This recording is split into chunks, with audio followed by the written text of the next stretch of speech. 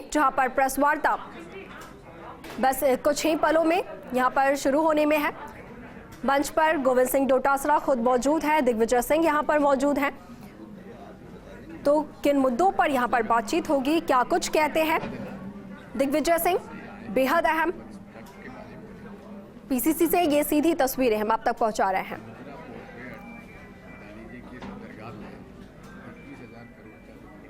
कई ऐसे मुद्दे हैं जिसको लेकर आम लोगों में गुस्सा है और आम लोगों की आवाज यहां पर कांग्रेस की तरफ से पहुंचाई जा रही है।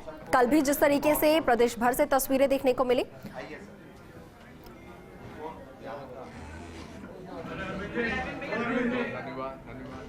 तो सूत की माला पहनाकर दिग्विजय सिंह का यहां पर स्वागत किया गया। गोविंद सिंह डोटासरा ने उनका स्वागत किया है और अब मीडिया से रूबरू होंगे।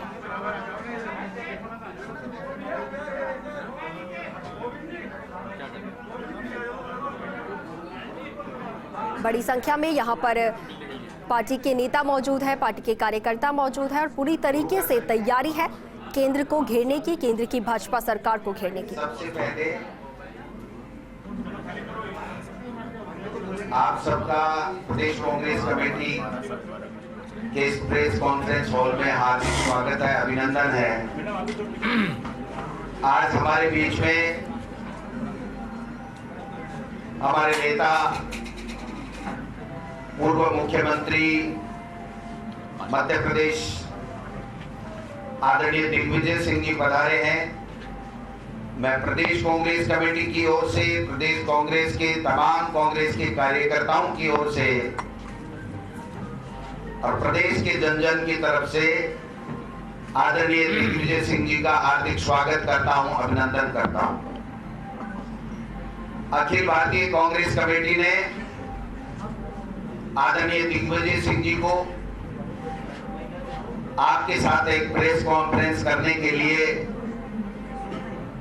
यहां कहा था। आज दिग्विजय सिंह जी प्रदेश कांग्रेस कमेटी के इस प्रांगण में पधारे हैं। जैसा आपको विदित है, मीडिया के माध्यम से सब लोग मीडिया के साथी हो, आप सब भली भांति जानते हो कि देश में नरेंद्र मोदी जी हमारे देश के प्रधानमंत्री और अमित शाह जी गृह मंत्री जी के परम मित्रों में जो अडानी बंधु हैं, उनके बंदरगाह से जिस प्रकार से अवैध ड्रग्स लाखों करोड़ों रुपए की, हजारों करोड़ों रुपए की आकर के देश के कोने कोने में भेजी जा रही है और देश को नशे का गुलाम बनाने का जो षड्यंत्र चल रहा है, उसके ऊपर अपनी पूरी बात कांग्रेस पार्टी का पक्ष आदरणीय दिग्विजय सिंह जी रखेंगे।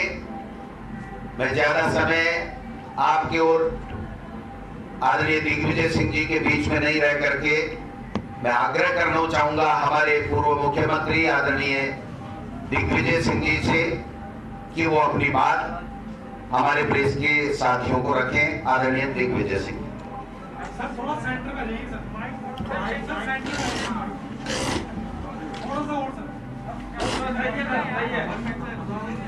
इधर वाले कहेंगे इधर देखो, उधर कहेंगे उधर देखो। धन्यवाद। सबसे पहले तो मैं माननीय प्रदेश कांग्रेस के अध्यक्ष जी को उनके जन्मदिन पर बहुत हार्दिक बधाई व शुभकामनाएं देता हूं और इसे मैं अपना सौभाग्य मानता हूं कि सहयोग से, मुझे जानकारी नहीं थी कि उनकी 1 अक्टूबर को उनका जन्मदिन है, लेकिन मुझे 1 अक्टूबर ही शूट कर रहा था तो मैंने आग्रह किया और मैं आभारी हूं अध्यक्ष जी का, श्री जी का। उन्होंने अपने इस भव्य व्यस्त कार्यक्रम में भी यहाँ पे मुझे आने का अवसर दिया, मैं आपका आभारी हूँ। साथियों,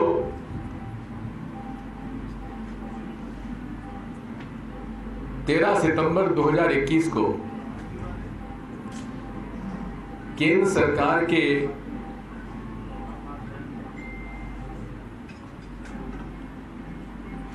हमले में मुद्रा पोर्ट पर एक आशीष ट्रेडिंग कंपनी द्वारा आयातित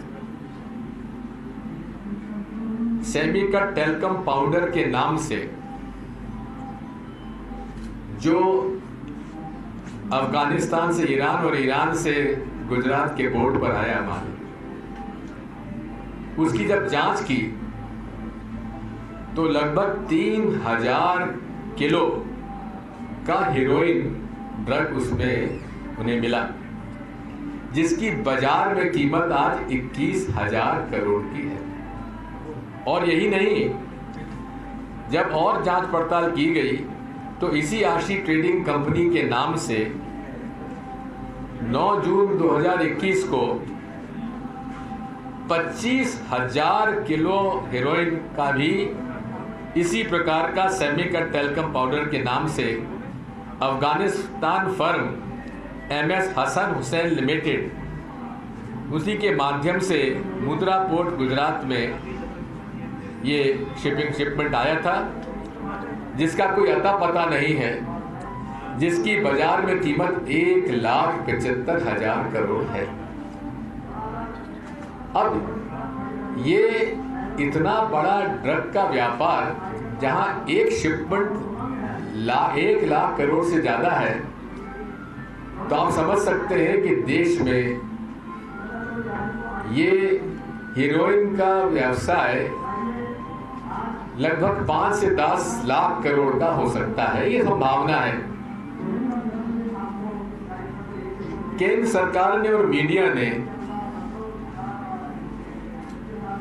बॉलीवुड में जिस किसी से 200-300 ग्राम ड्रग मिला, एक हफ्ते 10-10 दिन तक मीडिया ने चलाया, लोगों को जेल भेजा और बहुत बड़ा उसको केस बनाया। लेकिन जो स्थान 300-400 ग्राम ड्रग को मिला, वो 3000 किलो और 25,000 किलो हेरोइन को मीडिया ने नहीं दिया। और उसके बाद उन लोगों को तो जेल हुई, लेकिन आज तक जो आशीष ट्रेडिंग कंपनी का एक कपल है, जिसका विजयवाड़ा का पता था और चेन्नई में कपल रहता था, उसको शिपमेंट के कमीशन का केवल 4 लाख रुपए उसको कमीशन मिला। ये सुधाकर मछवरम और मिसेस गोविंद राजू वैशाली, इनको केवल 4 लाख रुपए मिले थे कमीशन के as importing and handling agents के रूप में।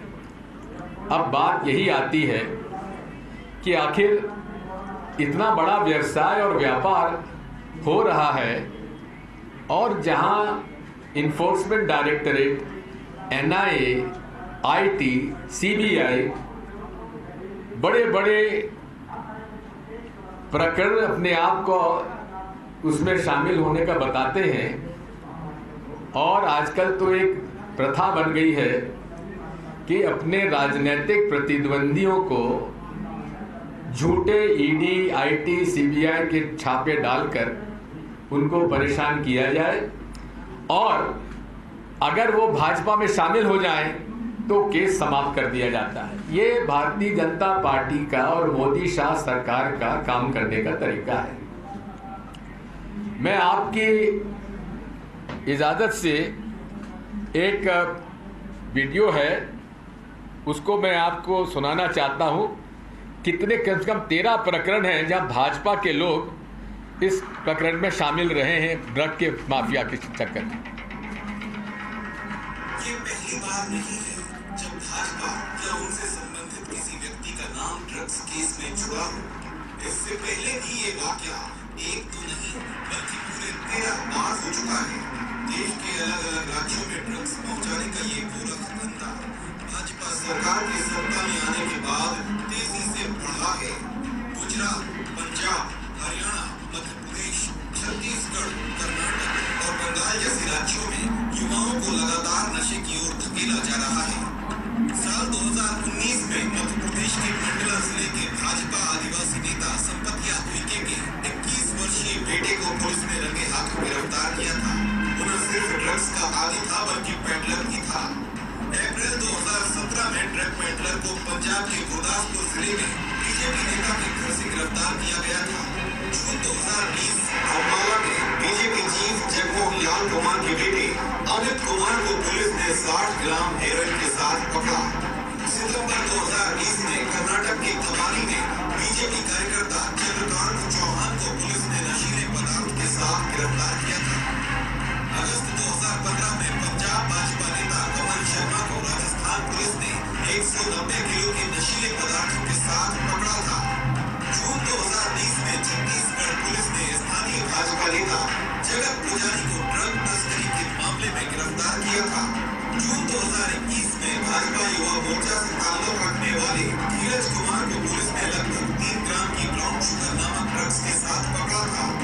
जून 2021 में ही हिमाचल प्रदेश भाजपा सरकार ने 5 साल के एमएलए खुशी परमार के बेटे चेतन परमार को एक ड्रग व्यवसायी को आर्थिक रूप से लाभ पहुंचाने के जुर्म में पकड़ा गया था। फरवरी 2021 में पश्चिम बंगाल के भाजपा युवा नेता ओमेला गोस्वामी को एक ड्रग केस में गिरफ्तार किया गया था। मार्च 2021 में भाजपा नेता सतीश नगर को पुलिस ने लुधियाना से तकरीबन 1 लाख से अधिक रुपए की नशीली दवाइयों के साथ पकड़ा था। और अभी हाल ही में अडानी के निजी बंदरगाहों से हजारों करोड़ रुपए की हेरोइन बरामद हुई है। अगर ये ड्रग पकड़ा ना जाता तो इसी तरह देश के कोने कोने में पहुंचता और भाजपा नेताओं के साथ उनके कार्यकर्ताओं के जरिए देश के युवाओं तक पहुंचता। ये एक सोची समझी साजिश है देश के भविष्य को खराब करने की और देश पर राज करने की। अब ये हमारे सामने प्रमाण है। क्या मीडिया इन बारे में भारतीय जनता पार्टी से प्रश्न करेगा? क्या राष्ट्रीय मीडिया जिस प्रकार से अन्य मुद्दों पर बहस कराता है, हिंदुस्तान पाकिस्तान, हिंदू मुसलमान, अफगानिस्तान तालिबान, क्या सबसे ज्यादा खतरनाक आज कोई मसला है इस देश में जो नौजवानों को उनका भविष्य बिगाड़ा जा रहा है? क्या इस पर राष्ट्रीय चैनल बहस करवाएंगे? क्या उन लोगों को सामने लाएंगे जो इस अवैधानिक व्यवसाय में लिप्त है? क्या भारतीय जनता पार्टी के नेताओं को, जो मैंने सूची आपको दी है, उनके बारे में केंद्र सरकार हमको बताएगी कि एनडीपीएस एक्ट के अंतर्गत उनके खिलाफ क्या कार्रवाई हुई? आपको जानकारी है कि एनडीपीएस एक्ट इतना खतरनाक एक्ट है, उसमें साधारण किसी को जमानत नहीं होती है। और विशेषकर राजस्थान के लोग तो इसको जानते हैं कि यहाँ पर अफीम की खेती भी होती है, मध्य प्रदेश में भी होती है, कि एनडीपीएस एक्ट में कितना खतरनाक है। लेकिन स्पष्ट रूप से 13 जो उदाहरण मैंने आपको बताए हैं, उन पर अभी तक क्या कार्रवाई की है केंद्र सरकार ने एनडीपीएस एक्ट के अंतर्गत, हम जानना चाहेंगे। केंद्र सरकार ने जो 21,000 करोड़ का हेरोइन पकड़ा है, उसको नेशनल इन्वेस्टिगेटिव एजेंसी को सौंप दिया। अब नेशनल इन्वेस्टिगेटिव एजेंसी वो है जिसने हर भारतीय जनता पार्टी का विरोध में जो से संबंधित आरोपियों को बरी करवाया है, जहां प्रोसिक्यूशन का ये उद्देश्य होता है, लक्ष्य होता है, ध्येय होता है कि अपराधियों को जेल भिजवाएं। लेकिन मोदी शाह सरकार के अंतर्गत नेशनल इन्वेस्टिगेटिव एजेंसी ने उन सब लोगों को बरी करवा दिया जो कि आतंकवादी गतिविधियों में शामिल थे। और उसमें चाहे आपके अजमेर दरगाह शरीफ पर बॉम्ब ब्लास्ट हुआ हो, उसके अपराधी, चाहे मालेगांव में 2-2 बार ब्लास्ट हुए, उसके अपराधी, चाहे मक्का मस्जिद हैदराबाद के अपराधी, चाहे समझौता एक्सप्रेस में हुए बॉम्ब ब्लास्ट के अपराधी, या मुड़ासा गुजरात में हुए अपराधी, बात यही है, नेशनल इन्वेस्टिगेटिव एजेंसी पर हमको भरोसा नहीं है। वहां वही वकील लगाए जाते हैं प्रोसिक्यूशन की तरफ से जो कि अपराधियों को कन्विक्शन की बजाय उसके एक्विटल के लिए बहस करते हो। ये मेरे पास प्रमाण है जो मैं देता आया हूं। हम मांग करते हैं माननीय सुप्रीम कोर्ट से, माननीय हमारे प्रधानमंत्री जी से कि इतना बड़ा जब रैकेट पकड़ा गया है जहां 1,75,000 का करोड़ का एक और 21,000 करोड़ का एक, लगभग 2 लाख करोड़ का हेरोइन केवल 1 महीने के अंतराल में पकड़ा गया है। इसकी जांच नेशनल इन्वेस्टिगेटिव एजेंसी को सौंपा गया है। वहां एक सुप्रीम कोर्ट के जज के अंतर्गत इसकी जांच करवाई जाए और सुप्रीम कोर्ट का जज भी ऐसा हो जो कि हमारी लीडर ऑफ ऑपोजिशन के और सीजेआई और केंद्र सरकार की जो सीबीआई डायरेक्टर को अपॉइंटमेंट की कमेटी है उसी के माध्यम से ये under this judicial scrutiny of other sitting court जज, सुप्रीम कोर्ट सिटिंग जज और रिटायर्ड सुप्रीम कोर्ट जज, उनके नेतृत्व में ही इसका इन्वेस्टिगेशन होना चाहिए। अन्यथा हमको पूरी तरीके से भरोसा नहीं है। आज किसी भी आप शहर में चले जाए, जयपुर का ही मैं आपको उदाहरण देता हूं। यहाँ पे थानों में, यहाँ पर अनेक जगह पर आप देखेंगे कि ड्रग पेडलर्स खुलेआम ड्रग पेडलिंग करते हैं। जो छोटे छोटे लड़के मजदूर रोटी खाना पसंद, रोटी के लिए पैसा उनके पास नहीं होगा लेकिन ड्रग्स से एडिक्शन इतना है कि वो उसके अंदर चले जाते हैं।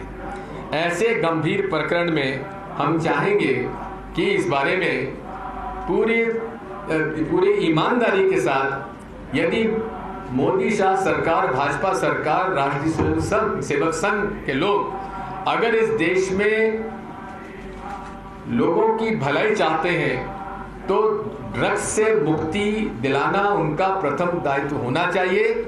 और इसके लिए अफगानिस्तान से, ईरान से और पाकिस्तान से जो ड्रग आ रहा है उसको उतने ही मुस्तैदी से रोकना चाहिए जिस मुस्तैदी की बात वो इन्फिल्ट्रेटर्स को, टेररिस्ट को रोकने की बात करते हैं।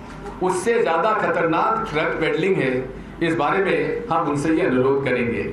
मैं ये भी कहना चाहता हूं कि नोटबंदी में हमें बताया गया था कि हम नोटबंदी इसलिए कर रहे हैं क्योंकि हम इसके माध्यम से भ्रष्टाचार समाप्त करना चाहते हैं, क्योंकि हम इससे आतंकवाद समाप्त करना चाहते हैं, हम इससे फेक करेंसी चेक करना चाहते हैं और डिजिटल ट्रांजैक्शन चालू करना चाहते हैं। लेकिन हुआ क्या, जिस समय नोटबंदी हुई थी उस समय मार्केट में 17.8 लाख करोड़ करेंसी थी। अगर ईमानदारी से उनको डिजिटल करेंसी ही लाना था और ब्लैक मनी को रोकने के लिए, काले धन को रोकने के लिए उन्हें अगर नोटबंदी करना ही था तो फिर करेंसी घटनी चाहिए। लेकिन आज 5 साल बाद जो करेंसी 17.8 लाख करोड़ थी सितंबर 2016 में, आज रिजर्व बैंक ऑफ इंडिया के आधार पर ये बढ़कर 26.7 लाख करोड़ हो गई है। अब आप सब बताइए कि जहां डिजिटल करेंसी बढ़ना के बात मोदी जी करते थे वहां कैश लिक्विडिटी कैसे बढ़ गई, आज तक इसका कोई जवाब नहीं देते हैं। और मेरा ये आरोप है कि बहुत बड़े पैमाने पर नकली नोट छपे हैं और नकली नोट मार्केट में आ चुके हैं। अब ये कहां से छपे, कैसे छपे, मैं नहीं जानता। इस बारे में विशेष तौर पर जांच होने की आवश्यकता है। मैं यही कहना चाहता हूं कि भारतीय जनता पार्टी के नेता मोदी जी कहते थे ना खाऊंगा ना खाने दूंगा, लेकिन आज हालत यह है नोटबंदी में जैसा कि डॉक्टर मनमोहन सिंह जी ने कहा था कि देश का इतिहास का सबसे बड़ा स्कैम है, और ये स्कैम है। जिस दिन राज खुलेंगे, अनेक राज खुलेंगे, और यही है कि इसमें कितना भ्रष्टाचार हुआ है।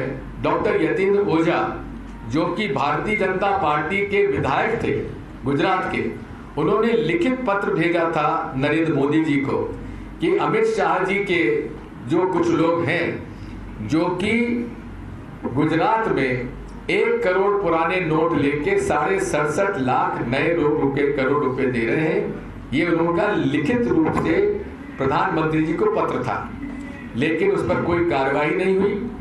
और पूरे तरीके से आप देखेंगे कि सबसे ज्यादा नए नोट अगर कहीं भेजे गए तो गुजरात के कोऑपरेटिव बैंक्स को भेजे गए, और कोऑपरेटिव बैंक्स में कब्जा अमित शाह जी के लोगों का रहा है।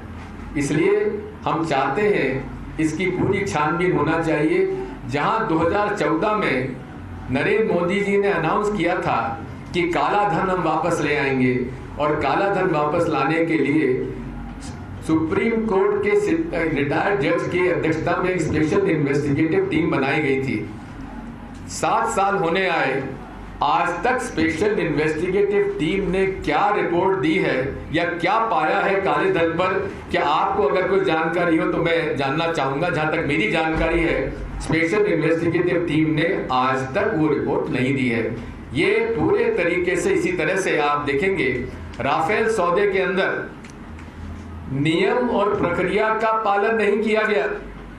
जो स्टैंडर्ड ऑपरेटिंग प्रोसीजर है डिफेंस परचेजेस का, वो cabinet committee on defence purchase का उसकी मीटिंग तक नहीं हुई, फाइनेंस से क्लियरेंस नहीं लिया गया, और जिस कीमत में हम लोग 126 राफेल एयरक्राफ्ट खरीदने वाले थे वो ना खरीदकर केवल उसी कीमत में 36 हवाई जहाज खरीदे गए हैं। और उसमें भी हिंदुस्तान एरोनॉटिक लिमिटेड का, जिसको कि उनको यहाँ प्रोडक्शन होना था राफेल, उसका भी उन्होंने खत्म करके निजी कंपनी को सौंप दिया।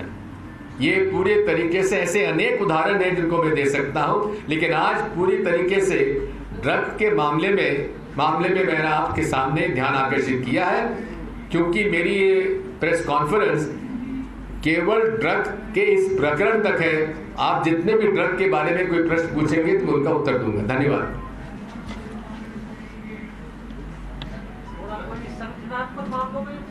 जी थोड़ा सा एक और भी सवाल हो जाए। नहीं, सवाल पूछ लीजिए, लेकिन एक बात समझ लीजिए, राजस्थान का मैं एआईसीसी का महामंत्री नहीं हूँ, प्रभारी नहीं हूँ। राजस्थान सरकार का मैं प्रवक्ता नहीं हूँ। मैं प्रदेश कांग्रेस कमेटी राजस्थान का प्रवक्ता नहीं हूँ, इसलिए वो सारे उत्तर मैं नहीं दे पाऊंगा। आप राम अडानी पर आरोप लगा रहे हैं कि वो किसी के मित्र हैं। आपने भी कल कहानी सुनाया है कि आप अपने साथ कितना ख्याल रखते हैं, मित्रता है। जी हाँ, वो सही है। मैं जब नर्मदा जी की परिक्रमा कर रहा था, उस समय जंगलों से हम निकल रहे थे, गुजरात में चुनाव चल रहे थे, तो वहाँ के एक वन विभाग का अधिकारी मेरे पास आया कि आपकी ये 3-4 दिन आप जंगल से गुजर रहे हैं, और यहाँ पे हमको कहा गया है अमित शाह जी की ओर से कि वो हमारे वहाँ के जो रास्ते वहाँ थे नहीं, रास्ता बना के और आप हमारी व्यवस्था ठहरने वगैरह करें। वैसे तो हमारी व्यवस्था थी, फिर भी उन्होंने जो सहयोग दिया उसके लिए आभार व्यक्त किया मैंने। आरएसएस की जहां तक मैं जानकारी आपको दे दूं, राष्ट्रीय स्वयंसेवक संघ कोई रजिस्टर्ड बॉडी नहीं है, आज तक उसका पंजीयन नहीं हुआ है, और जिस संस्था का पंजीयन नहीं हुआ है उसकी मेंबरशिप नहीं है, और जब मेंबरशिप नहीं उसका अकाउंट भी नहीं है, तो ये गुरु दक्षिणा जब आती है वो किस अकाउंट में जमा होती हम जानना चाहते हैं। और अभी एक हमारे आरटीआई एक्टिविस्ट ने ये होम मिनिस्ट्री से पूछा था राइट टू इंफॉर्मेशन के अंतर्गत कि हमें बताया जाता कि हिंदू धर्म खतरे में है, तो होम मिनिस्ट्री अमित शाह जी के मिनिस्ट्री ने कहा कि ये काल्पनिक है, ये सही नहीं है। ये मैं नहीं कह रहा हूं, होम मिनिस्ट्री का आरटीआई का उत्तर है, नंबर 1। नंबर 2, उसी एक्टिविस्ट ने ये स्क्रीनशॉट दिए हैं कि कोरोना में आरएसएस के जो ऑफिशियल ट्विटर हैंडल है उस पर कहा है कि हमने कोविड में 7 करोड़ रुपए का धन इकट्ठा करके बांटा। तो उसने शिकायत की है ईडी को कि जब इनका अकाउंट नहीं है, रजिस्टर्ड संस्था नहीं है, तो ये ब्लैक मनी कहां से आया, इसकी जानकारी हमको देना चाहिए। मैं बधाई देता हूं उस एक्टिविस्ट को, मनीष जबलपुर है, नौजवान लड़का है जो कि उसी मोहल्ले में रहता है जहां आरएसएस का कार्यालय है। तो इसलिए उसने अपना एक एप्लीकेशन भी लगा रखी है चैरिटी कमिश्नर नागपुर के सामने कि मेरी संस्था राष्ट्रीय स्वयंसेवक संघ, उसका रजिस्ट्रेशन किया जाए। उसका अभी तक 2 साल हो गए, उसका रजिस्ट्रेशन पर कोई निर्णय नहीं किया। मंदिर वाले पे भी आपको कानूनी नोटिस मिल गया है? देखिए, मैं सुनिए बात, ऐसा मुझे कोई कानूनी नोटिस नहीं मिला है और मेरा इसमें कोई कानून का मैंने उल्लंघन नहीं किया है। मैं आरएसएस के नोटिस का कभी जवाब नहीं देता हूँ। आओ ना मैदान में, आओ कोर्ट में लड़ेंगे। धन्यवाद। देखिए, इस बारे में अधिकृत नहीं हूँ। दिग्विजय सिंह जी, देश में इतनी समस्याएं हैं, महंगाई और दुनिया भर की चीजें हो रही, लेकिन कांग्रेस पार्टी के अपने ही झगड़े खत्म नहीं हो, तो आपको लगता है कांग्रेस? बात यह है, हमें आपसे भी एक शिकायत है। गुजरात में मुख्यमंत्री चेंज होता, मास्टर स्ट्रोक, और पंजाब में तो झगड़े। बात यही है। वहां सुन लीजिए, वहां के भी मंत्रिमंडल बनने में कितने दिन लगे? जो लोग हटाए गए उनसे कभी पूछा आप लोगों ने मीडिया में जाके? इसलिए बातें चढ़ना बंद करो भाई। धन्यवाद। सर, G23 के लिए क्या कहेंगे? क्योंकि कपिल सिब्बल बात मैंने कहा ना कि मैं अधिकृत नहीं हूं उसके लिए। धन्यवाद।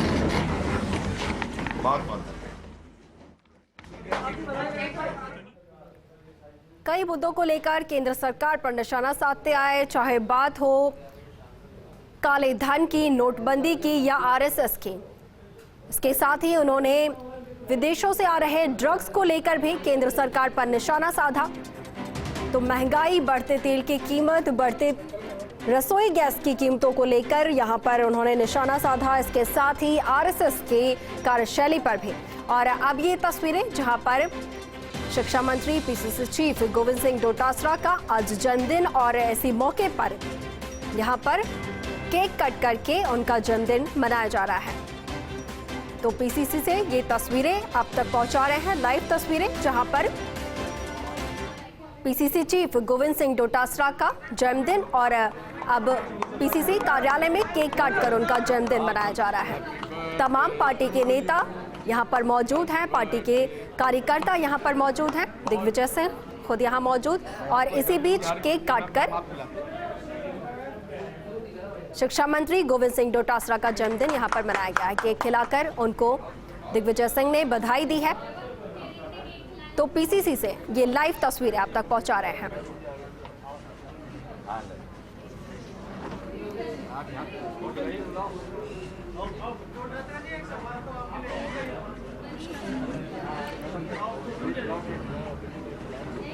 तमाम पार्टी के नेता कार्यकर्ता यहां पर मौजूद हैं और आज सुबह से ही गोविंद सिंह डोटासरा को जन्मदिन की बधाई देने वालों का तांता लगा हुआ है। उनके निवास पर भी सुबह से कार्यकर्ता पहुंच रहे हैं, पार्टी के नेता जो है वो पहुंच रहे हैं और अब पीसीसी में केक काटकर उनका जन्मदिन मनाया गया है। और इससे पहले कांग्रेस के वरिष्ठ नेता दिग्विजय सिंह ने मीडिया से बातचीत की। कई मुद्दों को लेकर उन्होंने केंद्र की भाजपा सरकार पर निशाना साधा है।